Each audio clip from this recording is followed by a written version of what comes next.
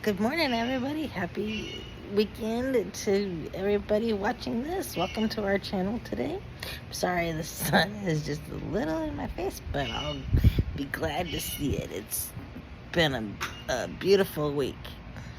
Today I wanted to talk about mental health for just a minute. Um, what that looks like for me is the last couple of years I found that I was having anxiety for no reason at all. My heart rate would go up, and I would be sitting at home with my family, typical day on the weekends, and um, I found that I was antsy, and I just couldn't sit still. All the noise my dogs would make, my kids would make, my husband would make, just doing normal things would really bug me. And I didn't know what on earth was going on. Well, after some research and talking to some people that I know, they said it's probably anxiety because noise bugged me. And to this day, yeah, I still deal with anxiety and depression because my routine the last 4 or 5 years has been out of the normal. And because we went through COVID and I was at home for 10 months. My kids were out of school doing online school. My husband was working from home. So we were at each other's throat 24/7 because we were all in the same space. That's where I found that my anxiety really started to ramp up. Before that, I dealt with some anxiety, but it was medical anxiety. And as long as I was away from the doctors and the hospitals and the needles and everything medical, I was okay. But being disabled, you can only be okay, quote unquote, okay, for a little while. Because you're always having to do doctor's appointments, you have to do tests, you have to do needles and procedures and all that unfun stuff. So that's part of the anxiety.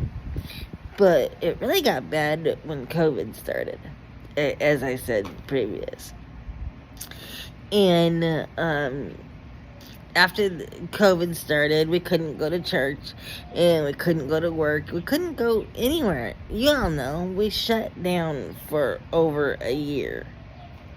Well, after it kind of died down a little bit, I went back to church. And then that had a lot of change in itself. And I ended up, unfortunately, leaving my church for a couple of years. And my anxiety got worse. And the voices in my head that that little voice in your head that tells you lies. Well, that voice was getting louder and louder and louder until it was almost screaming at me. But I ignored it. It was pretty good at ignoring things. And I'm sorry, I'm stuttering this morning. It's a little early. But things were really loud in my voice, and I was listening to them. And the anxiety got worse, the depression got worse, the arguments with my family got worse. And I mean, it was nothing physical, of course. It was just words, loud words, and nothing anybody did ever made me happy, it seemed. I was just on edge. Couldn't put my finger on it until actually last night. Well, a couple weeks ago, I started figuring out. When we started this channel, I kind of figured, hey, there's something wrong with me. I need to reach out to other people to start a community of people that are disabled, that are dealing with things. This is one of my things that I'm dealing with.